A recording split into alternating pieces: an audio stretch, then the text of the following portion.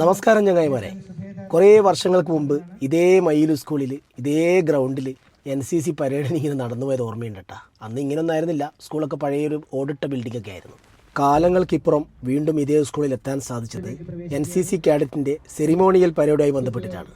ഈ ഒരു സെറിമോണിയൽ പരേഡിൻ്റെ ഉദ്ഘാടനം Taliparamba south AEO Raveendran KK ആയിരുന്നു ഉദ്ഘാടനം ചെയ്തത്. ചീഫ് ഗസ്റ്റായി subedar Bharat Kumar, Kannur NCC battalion.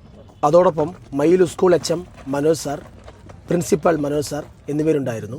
Photo എക്സിബിഷൻ്റെ ഉദ്ഘാടനം ചന്ദ്രമാഷായിരുന്നു നിർവഹിച്ചത്.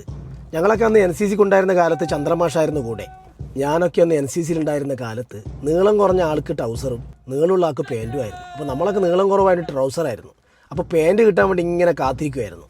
അതേപോലെ അന്ന് സ്കൂളൊക്കെ വിട്ട് വൈകുന്നേരം ആകുമ്പോൾ NCC പരേഡ് ഉണ്ടാവും. ഈ ഒരു പരേഡൊക്കെ കഴിഞ്ഞതിന് ശേഷം നേരെ ക്യൂ ആയിട്ട് ലതിക ഹോട്ടലിലേക്ക് പോകും.